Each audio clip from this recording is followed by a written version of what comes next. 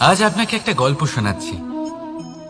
একদিন এক ব্যক্তি নিজের দ্বারে লিখে দিলেন, আজ আমি ভীষণ দুঃখী, আজ আমার সাথে কেউ দেখা করতে আসবেন না।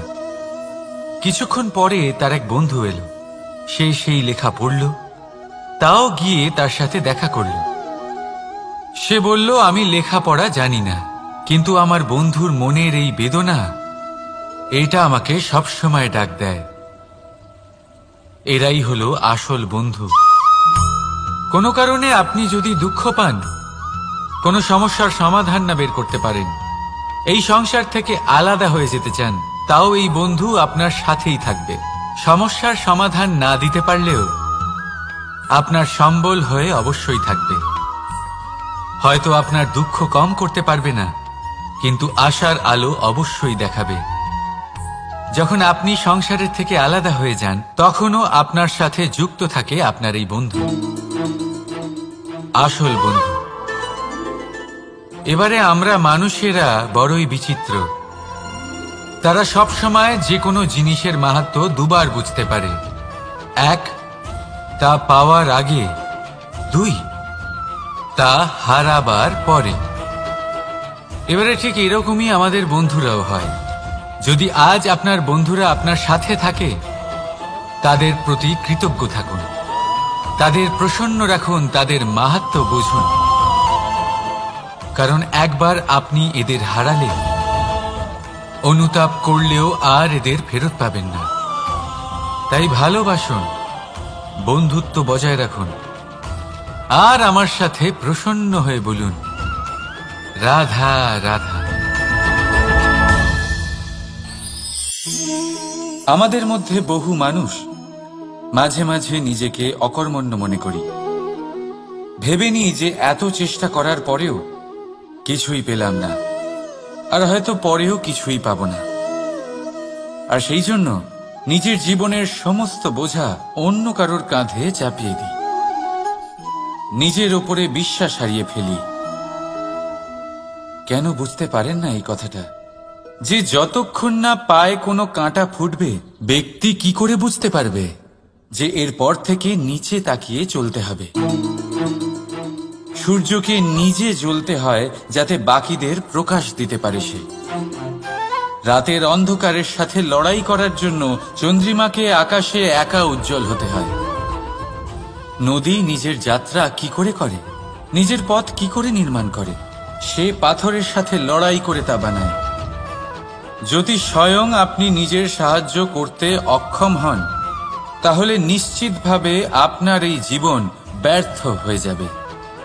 তাই মনে রাখবেন, এই সংসারে নিজের জীবনের ভার নিজের কাঁধেই বহন করতে হয়। অন্যের কাঁধের ওপর শুধুমাত্র পরলোক যাত্রা হয়। সেই জন্য এই সংসারে জীবিত সেই যে আত্মনির্ভর।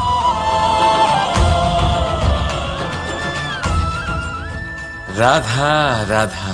সময়, কথায় বলে সময়ের পূর্বে কিছুই হয় না। প্রতিটা ঘটনার একটা সময় থাকে। সময়ের আগে না সূর্যোদয় হয় আর না সূর্যাস্ত হয়। সময়ের পূর্বে গাছে না ফুল ফোটে না ফল ধরে। কিন্তু একটা কথা ভেবে দেখুন, যদি বর্ষা আসার আগে কৃষক ভূমিকে না প্রস্তুত করে, বীজ রোপণ না করে, তাহলে কি ফসল ফলবে? যদি কোনো যোদ্ধা যুদ্ধের পূর্বে নিজের অস্ত্রের ধার না দেয়, তাহলে সে যুদ্ধ কি করে লড়বে? এর মানে এটাই হলো যে সময় আপনার যখন আসার তখন অবশ্যই আসবে, কিন্তু ততক্ষণ এটাও গুরুত্বপূর্ণ যে আপনি নিজেকে তার জন্য তৈরি রাখুন।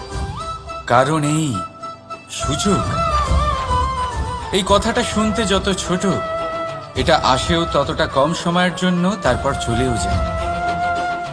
এবার যদি সুযোগ আপনার হাতে আসে আর আপনি তার জন্য তৈরি না থাকেন, তাহলে আপনি সাফল্য কি করে পাবেন? তাই আপনি সঠিক সময়ের জন্য অপেক্ষা করুন, সেই সুযোগের জন্য অপেক্ষা করুন, কিন্তু ততক্ষণ নিজের চেষ্টার দ্বারা নিজেকে আরো সক্ষম করে তুলুন। কারণ সাফল্য আপনার জন্য অপেক্ষা করছে, শুধু আপনি তার জন্য তৈরি থাকুন। রাধা রাধা। কথা মানুষের পাওয়া সবচেয়ে অদ্ভুত উপহার। এই কথাই মানুষকে এই সংসারের সমস্ত প্রাণীর থেকে ভিন্ন করে তোলে, সংসারের সবচেয়ে উপরে নিয়ে যায়।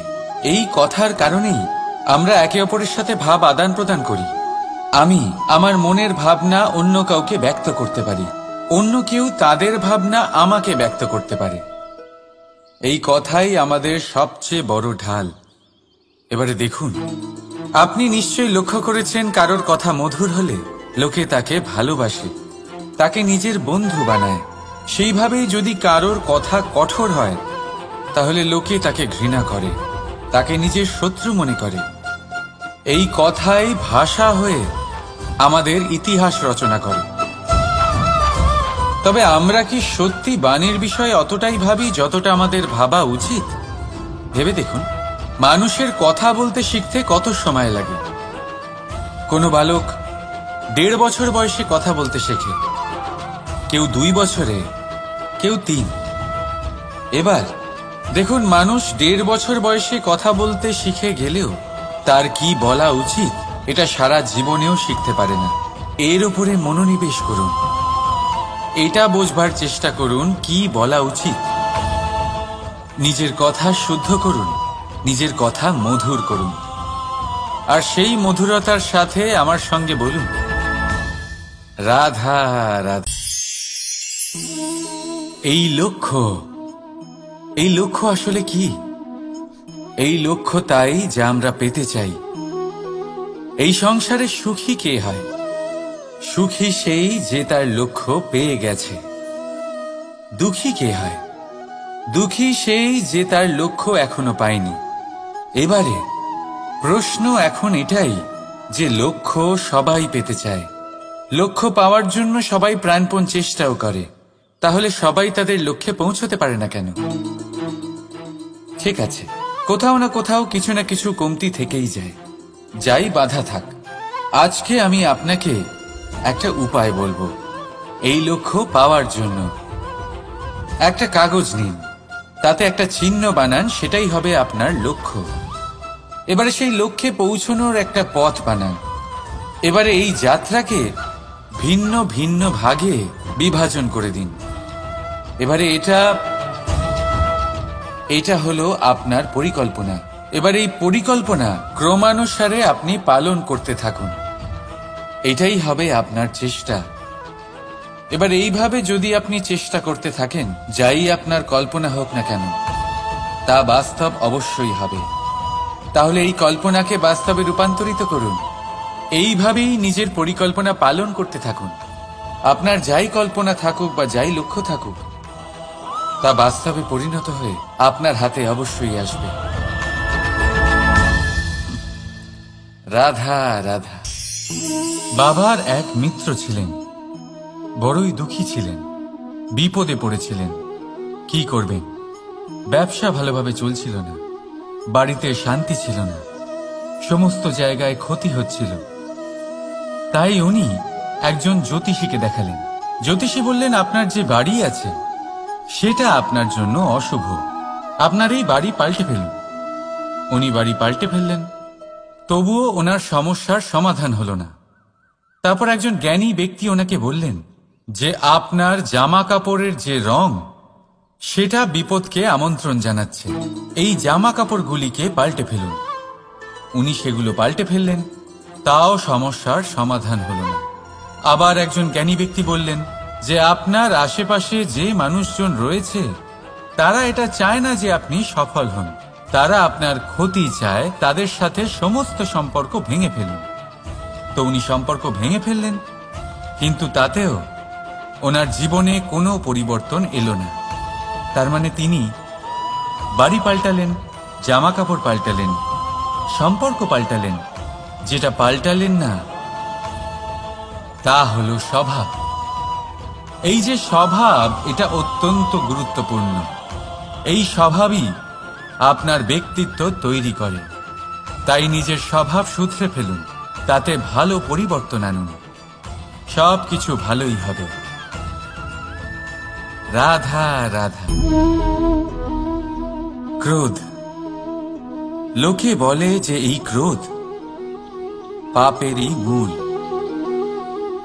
কিন্তু সত্যি কি এই ক্রোধ পাপের মূল? একটু ভেবে দেখুন, এই ক্রোধ বাস্তবে আসলে কি? এই ক্রোধ একটা অনুভূতি যা আপনার মধ্যে হঠাৎই অসীমিত তেজ সঞ্চালন করে।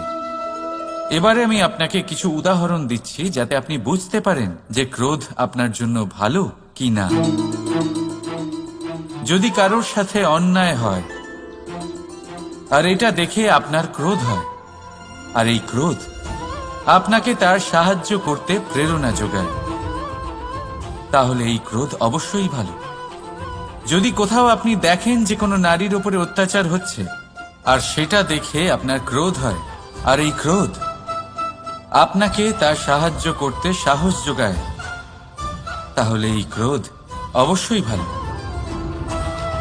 যদি এই সংসারে কোথাও আপনি কোনো অনৈতিক কাজ বা ছলনা দেখেন আর আপনার তাতে ক্রোধ না হয়, কিছুই অনুভব করেন না, তাহলে এটা কাপুরুষতা। তার মানে এটাই যে আপনি আপনার মনুষ্যত্ব হারিয়ে ফেলেছেন।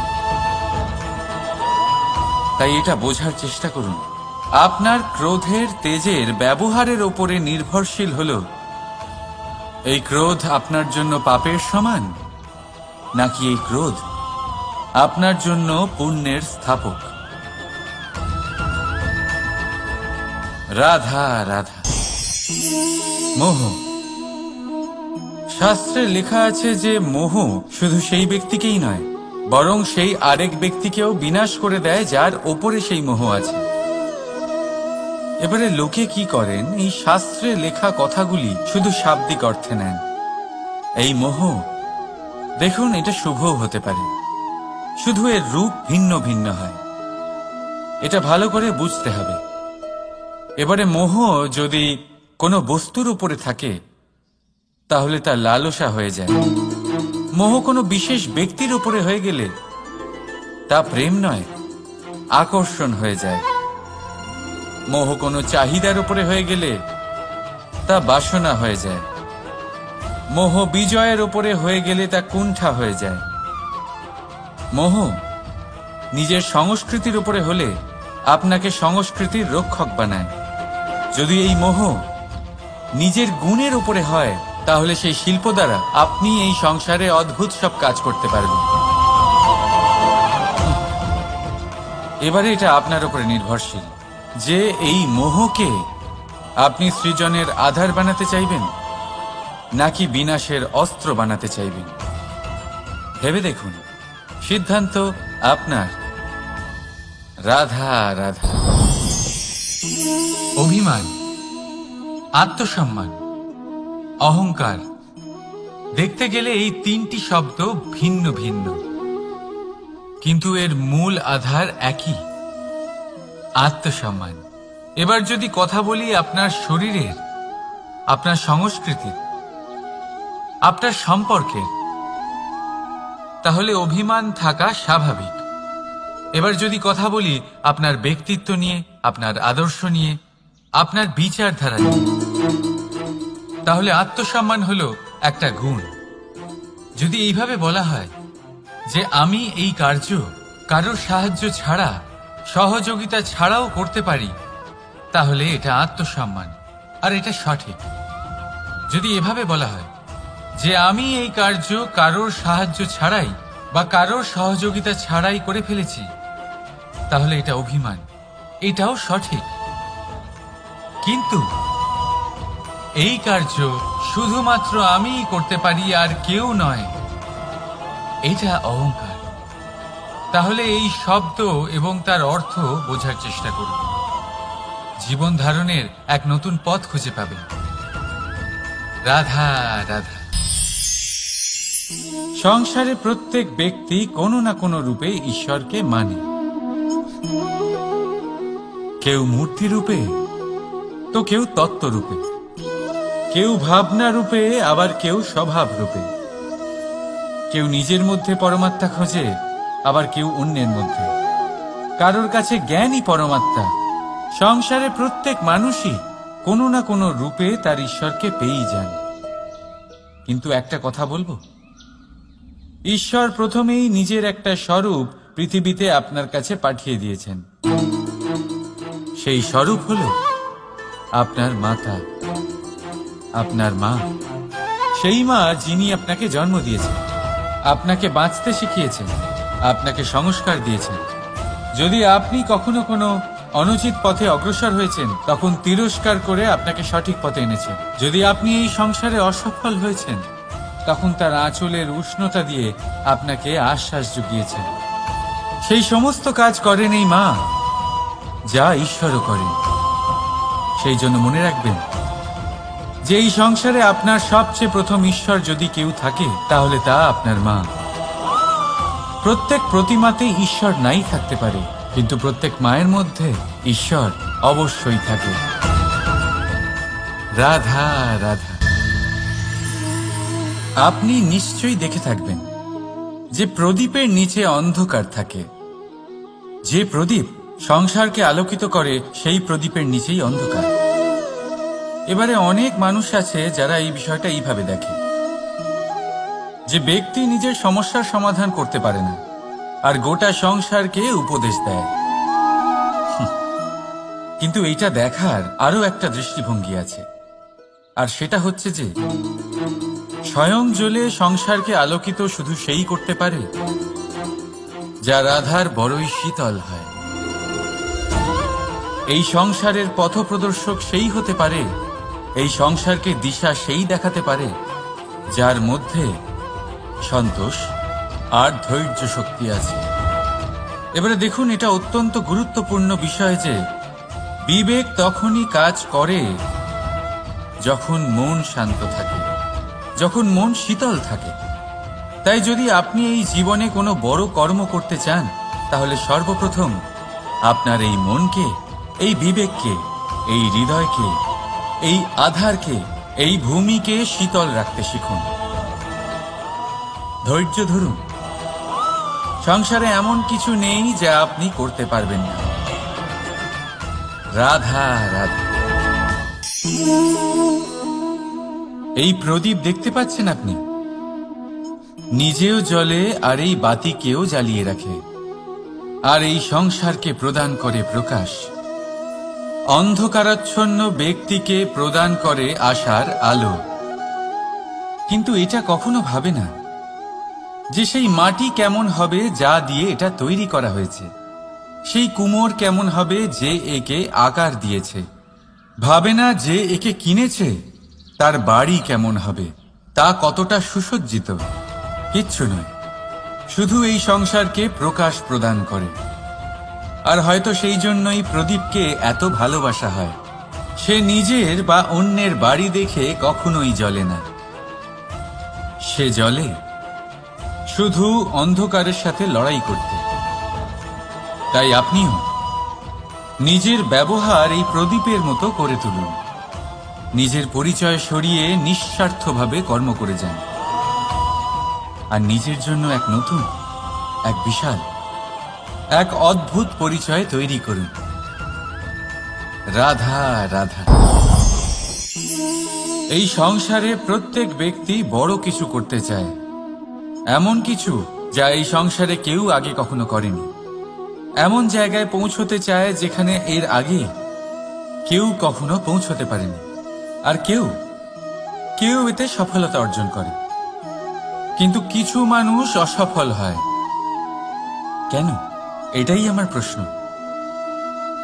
না তো তাদের ইচ্ছেতে কোনো কমতি থাকে, না কমতি থাকে তাদের চেষ্টায়। তাহলে কেন এরা পিছিয়ে পড়ে? এর উত্তর বড়ই সরল। এই সংসার আপনাদের বলি কিভাবে। আপনারা সকলে সংসারে মহান কাজ করতে চান, সেই মান, সেই সম্মান পেতে চান যা এর আগে কেউ কখনো পায়নি। কিন্তু আপনার সমস্যা এটাও যে এই কাজে সংসার আপনার সাথে থাকছে না। বড়ই অদ্ভুত ব্যাপার। দেখুন, ভুলে যান গোটা সংসারকে, জীবনে একা একা এগিয়ে চলুন। গঙ্গোত্রী থেকে যখন একটি জলের ফোঁটা বেরোয়, তখন সেটা শুধু এক বিন্দু জল। তারপরে যখন সে তার যাত্রা শুরু করে অন্য জলের ফোঁটার সাথে মিশে, তখন সে স্রোতে পরিণত হয়, গঙ্গাতে পরিণত হয়। যদি আপনি জীবনে এগোতে চান, তাহলে একলা এগোতে শিখুন, নির্ভীক হয়ে, সাহসের সাথে, ধনাত্মক চিন্তা নিয়ে জীবনে এগিয়ে চলুন, একা এগিয়ে চলুন। আর দেখবেন সেই মান, সেই সম্মান আপনার জন্যই অপেক্ষা করে আছে। রাধা রাধা। কর্ম। মানুষ সর্বদা কর্ম করতে থাকে, আর এই কর্মের জন্যই সে মান, সম্মান, ধন, প্রতিষ্ঠা লাভ করে। এবার মানুষ সবসময় চেষ্টা করে যাতে সে ভালো কর্ম করে যায়। তাহলে আপনাকে বলি, শুধু ভালো কর্ম করাই আবশ্যক নয়, তার থেকে বেশি জরুরি হল এই খারাপ কর্মকে বোঝা আর তার থেকে দূরে থাকা। কারণ যখনই আপনি কোনো সঠিক কাজ করেন বা ভালো কাজ করেন, কেউ তা মনে রাখে না। কিন্তু এই সংসারে বিষয়টা হলো এরকম, আপনি একটা খারাপ কর্ম করুন আর সেটা সবার মনে থাকে। এই খারাপ কর্ম কাজলের এক কৌটোর মতো হয়। আপনি যতই চেষ্টা করুন বাঁচিয়ে ব্যবহার করার, কিন্তু এই কালিমা কোথাও না কোথাও অবশ্যই লেগে থাকে। সেই জন্য জীবনে ভালো কর্ম অবশ্যই করুন, কিন্তু তার থেকেও বেশি জরুরি হলো এই খারাপ কর্মের থেকে দূরত্ব বজায় রাখা। আর এটা অবশ্যই করবেন। রাধা রাধা। সংসারে সমস্ত জায়গায় এই ব্যবসা চলতে থাকে। কিছু পাওয়ার জন্য কিছু দিতে হয়, লাভের জন্য কিছু বিনিয়োগ করতে হয়। যদি কারোর অনুভূতি জানতে হয়, তাহলে নিজের অনুভূতিকে ব্যয় করতেই হবে। এবার দেখুন না, কারোর আসল চেহারা যদি জানতে হয়, তাকে স্বাধীনতা দিয়ে দেখুন। যদি কারোর মনের শুদ্ধতা জানতে হয়, তাহলে তাকে ঋণ দিন। যদি কারোর গুণ জানতে হয়, তাহলে তার সাথে একসঙ্গে বসে ভোজন করুন। যদি কারোর ধৈর্যের পরীক্ষা নিতে হয়, তাহলে তাকে তার প্রিয় কাজ করতে বারণ করে দেখুন। যদি কারোর ভালো দিক জানতে হয়, তাহলে তার থেকে পরামর্শ নিয়ে দেখুন। এক অনুভূতির বদলে অন্য এক অনুভূতি বিনিময় করতে হয়। কিন্তু এই সংসারে একটাই এমন অনুভূতি আছে, যেটা দেখার জন্য, যেটা পাওয়ার জন্য আপনাকেও ঠিক সেই অনুভূতিটাই দিতে হবে। আর সেটা হলো প্রেম। যদি কারোর ভালোবাসা দেখতে হয়, তাহলে তাকে নিঃস্বার্থ ভালোবাসা দিন। যদি কারোর থেকে ভালোবাসা পেতে চান, তাহলে তাকে নিঃস্বার্থ পরিশুদ্ধ ভালোবাসা দিন। রাধা রাধা। কথায় আছে, সময়ের পূর্বে আর ভাগ্যের বেশি কেউ কিছুই পায় না। এবার এর মানে কি এটাই যে আপনি শুধুমাত্র সময়ের অপেক্ষা করবেন, সবকিছু নিজের ভাগ্যের ওপর আর কপালের ওপরে ছেড়ে দেবেন, নিজে কিছুই করবেন না? যদি আপনি এরকম করেন, তাহলে আপনি একটা বস্তু অবশ্যই পাবেন: নিরাশা, অসফলতা। এবারে আপনি বলবেন, যদি সবকিছুই ভাগ্য আর সময়ের ওপরে নির্ভরশীল হয়, তাহলে আমরা কি বা করতে পারি? করতে পারেন চেষ্টা, পরিশ্রম। এই চেষ্টাই আপনার জীবনে সেই সময়কে আপনার কাছে টেনে নিয়ে আসে, সেই সময়ে যার অপেক্ষা আপনি করছেন। আর এই ভাগ্য তার সামনেই নত হয় যে সর্বদা পরিশ্রম করতে থাকে। রাধা রাধা। এই পদ্ম ফুল দেখতে পাচ্ছেন? এর অভ্যেস হলো জলস্তরের ওপরে ভাসা। সেই জন্য জলাশয়ের জলস্তর যখন বৃদ্ধি পায়, এই যে ফুলের কাণ্ড দেখছেন সেটাও বাড়তে থাকে, যাতে এই ফুল জলস্তরের ওপরে থাকে। কিন্তু যখন সেই জলাশয়ে জলস্তর নামতে থাকে, সেই কাণ্ড নিজেকে ছোট করতে পারে না, আর এই ফুল নিজের ভারে নিজেই ভেঙে পড়ে। এবার এটা আমাদের সাথেও হয়। সময়ের সাথে আমরা জীবনে যত সাফল্য পাই, আমাদের জীবনের স্তর বাড়তে থাকে।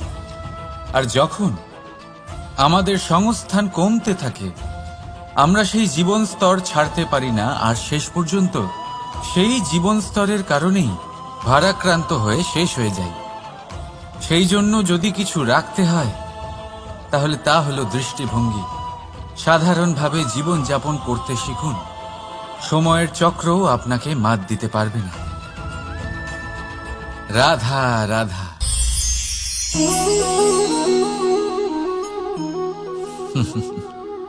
সময়, এই সময় না কোনো ব্যক্তি, না জীব, না বস্তু, তাও সময় জীবিত থাকে। এই সময়ে না জল, না অগ্নি, আর না বায়ু, কিন্তু তাও আমাদের জীবনের আধার এই সময়। দেখতে গেলে মানুষ এই সময়ের হাতের খেলনা। কখনো আমাদের সময় ভালো হয়, আবার কখনো খারাপ। কেউ সময় আসার প্রতীক্ষা করে, আবার কেউ সময় যাওয়ার প্রতীক্ষা করে। কিন্তু এই সময় কারোর হাতে ধরা দেয় না। এই সময় যা কেউ দেখতে পায় না, এটা সবাইকে সবকিছু দেখিয়ে যায়। দেখিয়ে যায় যে আপন কে আর পর কে, আমাদের শুভাকাঙ্ক্ষীকে আর ক্ষতি কে চায়, আমাদের মিত্রকে আর আমাদের শত্রুকে। এই সময় আপনাকে দেখায় যে আপনি কতটা শক্তিশালী, সেই সময় আপনাকে দেখিয়ে যাবে আপনি কতটা দুর্বল। এই সময় সব কিছু দেখিয়ে যায়। তাই এই সময় যা এতটা শক্তিশালী, তা আমরা নষ্ট কেন করি? ভেবে দেখুন। এবারে উঠুন আর এই সময়ের সম্পূর্ণ ব্যবহার করুন। এই সময়ের সদ্ব্যবহার করুন, কারণ এই সময়কে ব্যবহার করাটাই আপনার হাতে রয়েছে, আর কিচ্ছু না। আর এই সময় একবার বয়ে গেলে, তখন যাই করুন না কেন, কখনো ফেরত আসবে না। সময়ের সদ্ব্যবহার করুন আর সবার মধ্যে আনন্দ ছড়ান। আর আসুন আমার সাথে ভালোবেসে বলুন, রাধা রাধা।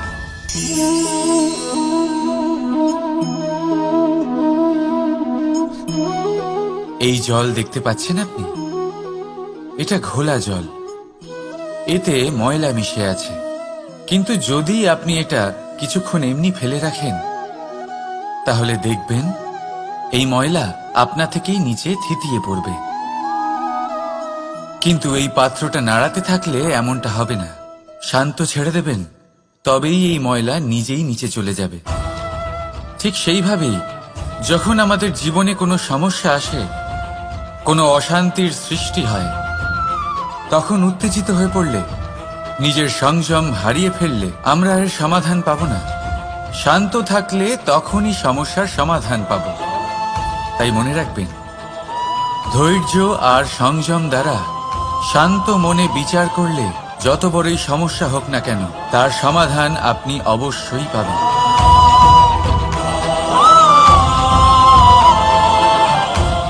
কারণ অশান্তির সমাধান শুধুমাত্র শান্তি।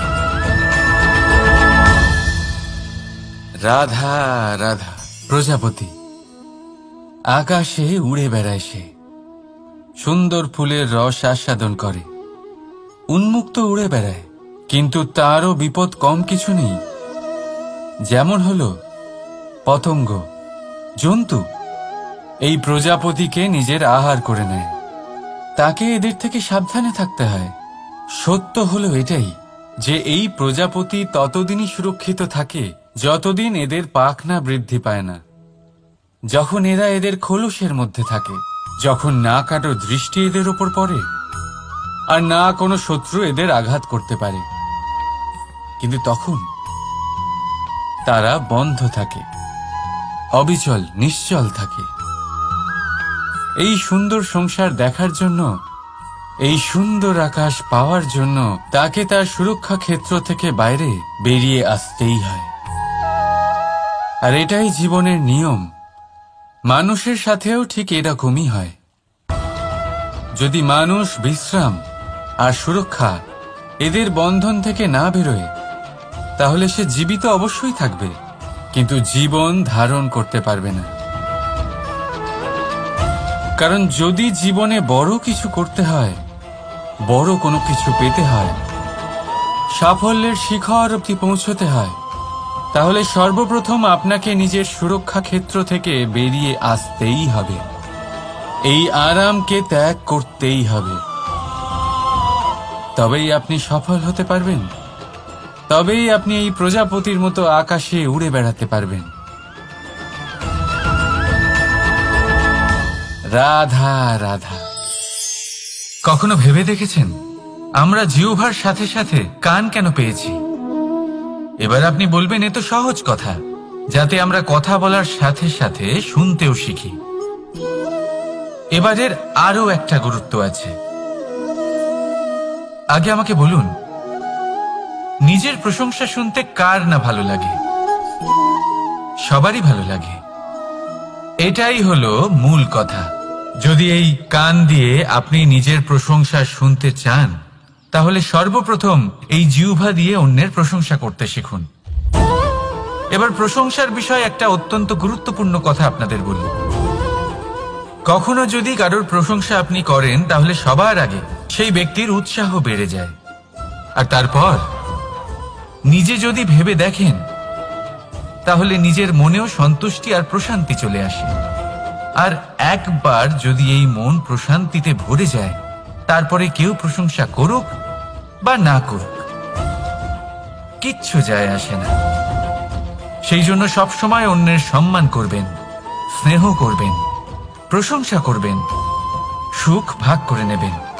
যার মধ্যে যেটা ভালো আছে তা বলুন, তাকে মনে করান তিনিও ভালো, তার উৎসাহ বাড়িয়ে তুলুন। তিনি জীবনে সামনে এগোবেন, আর এই ব্রহ্মাণ্ড আপনাকে কখনো পিছিয়ে থাকতে দেবে না।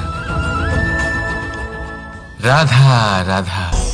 সত্য এবং অসত্য দুটোর মধ্যে পার্থক্য কি আছে? পার্থক্য হলো অ অক্ষরটার। এবার অ দিয়ে হতে পারে আরম্ভ, অ দিয়ে হতে পারে অন্ত। সত্য হলো সেটা যেখানে সমস্ত পথের আরম্ভ হয়, অসত্য সেটা যেখানে সমস্ত পথের শেষ হয়। এবার এরা চলতে হয়তো পারে না, কিন্তু তাও ছাপ রেখেই যায়। সত্য সেই ছাপ রেখে যায় যা একটা উজ্জ্বল উৎকৃষ্ট উদাহরণ হতে পারে, আর অসত্য সেই উদাহরণ তৈরি করে যা একটা কলঙ্কিত ইতিহাস তৈরি করে। এখন আপনি আগামী সময়ের জন্য কেমন ছাপ রেখে যাবেন, এই সিদ্ধান্ত পুরোপুরি আপনার। রাধা রাধা। চলুন একটা প্রশ্ন করি। কোন মানুষকে জিজ্ঞাসা করবেন যে সে মূর্খ, অলস, বিবেকহীন, অসফল, এইসব বিশেষণ দিয়ে নিজেকে পরিচিত করতে চাইবে? না। কাউকে জিজ্ঞাসা করুন, আপনি কি মূর্খ? না। আপনি কি অসফল হয়েছেন? না। আপনি কি বিবেকহীন? না। এবার বলুন, আপনি জীবনে মূর্খ বিবেকহীন হবার জন্য কোনো ভালো পরিকল্পনা বানিয়েছেন?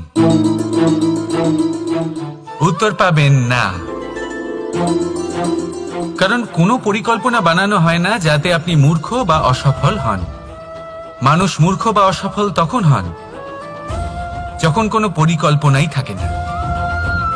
দেখুন, একটাই ছোট জীবন, তাকে স্থির করুন যাতে অনেক বেশি সংখ্যক মানুষকে আপনি জুড়ে রাখতে পারেন, অনেক বেশি শান্তি পেতে পারেন, অধিকতর সাফল্য লাভ করতে পারেন, বেশিরভাগ মানুষের পথপ্রদর্শক হয়ে তাদের মঙ্গল করতে পারেন। অসফল হয়ে বাড়িতে বসে থাকার চেয়ে ভালো হলো যে আপনি একটা পরিকল্পনা করে অসফল হন, কারণ তখন আপনার কাছে আরো একটা বিকল্প থাকবে, একটা নতুন পরিকল্পনা বানানোর, তাকে সার্থক করার। কারণ এমন কোনো পরিকল্পনা তো অবশ্যই থাকবে যা আপনাকে আপনার লক্ষ্যে পৌঁছে দেবে, তাই তো? রাধা রাধা। সূর্য কারোর জন্য হলেন শক্তিদাতা ঈশ্বর, আবার কোনো প্যাঁচার জন্য হলো চোখ বন্ধ করে দেওয়ার মতো তীব্র আলো। নদী কারোর জন্য হলো তৃষ্ণা মেটানোর স্রোত, আবার কারোর জন্য বন্যারূপী বিনাশকারী আশঙ্কা। সাগর কারোর জন্য হলো নোনা জলের ভান্ডার, আবার কারোর জন্য অগন্তি প্রাণী জগতের সম্ভার। প্রশ্ন হলো, প্রত্যেক ব্যক্তির জন্য প্রত্যেক অনুভূতি বা বস্তুর সারমর্ম আলাদা কেন হয়ে থাকে? যা কারোর জন্য হলো বিষ, তা অন্য কারোর জন্য অমৃত কেন? যা কারোর জন্য অমৃত, তা অন্যের জন্য বিষ কেন? উত্তর বড়ই সোজা। আমরা বস্তু বা অনুভূতিগুলিকে সেভাবে দেখি না যেরকম তা হয়ে থাকে। আমরা বস্তু বা অনুভূতিকে সেভাবে দেখি যেরকম আমরা হয়ে থাকি। এবার এর উপায় কি হতে পারে? নিজেকে পরিশুদ্ধ করুন, সব কিছুই শুদ্ধ হবে। রাধা রাধা। প্রেম, ঘৃণা, এই দুই হলো একই শব্দ। কিভাবে? দেখুন না, দুটোতেই আড়াই অক্ষর রয়েছে। দুটোই হলো সেই অনুভূতি যা আমাদের মনের সাথে জড়িত, আর এই দুই অনুভূতির সাথেই জড়িত মানুষ আমাদের জন্য গুরুত্বপূর্ণ। পার্থক্য শুধু এটাই যে প্রেম পায় সম্মান আর ঘৃণাকে করা হয় অবজ্ঞা। এরকম কেন? কারণ প্রেম হলো সেই অনুভূতি যেখানে মানুষ সব কিছু দিয়ে দিতে চায়, সব কিছু লুটিয়ে দিতে চায়। সেখানে ঘৃণা হলো এমন অনুভূতি যেখানে মানুষ সবকিছু কেড়ে নিতে চায়, সবকিছু জিতে নিতে চায়। তাও প্রেমের অনুভূতি কখনো আপনাকে হারতে দেয় না, আর ঘৃণার অনুভূতি কখনো আপনাকে জিততে দেয় না। এবার কি করবেন আপনি? একটাই জীবন, ঘৃণার সাথে বাঁচবেন নাকি প্রেমের সাথে? আমি তো প্রেমকেই চয়ন করব। রাধা রাধা।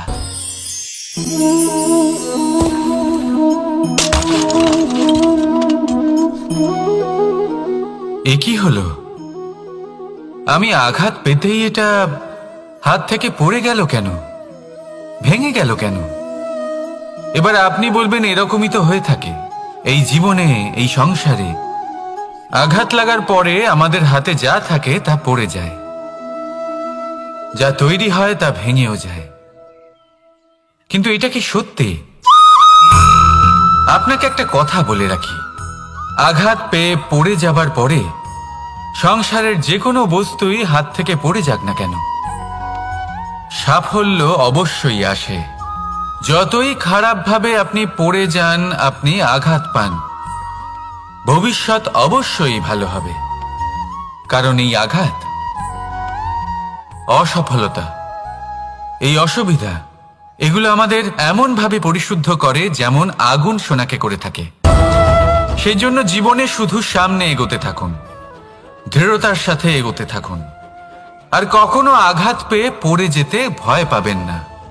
কারণ এটা আসন্ন সাফল্যের সংকেত। আর সাফল্য তখনই আসবে যখন আপনি পড়ে যাবেন, যখন আপনি আবার উঠে দাঁড়াবেন এবং আপনি আবার জীবনে সামনে এগোতে থাকবেন। রাধা রাধা।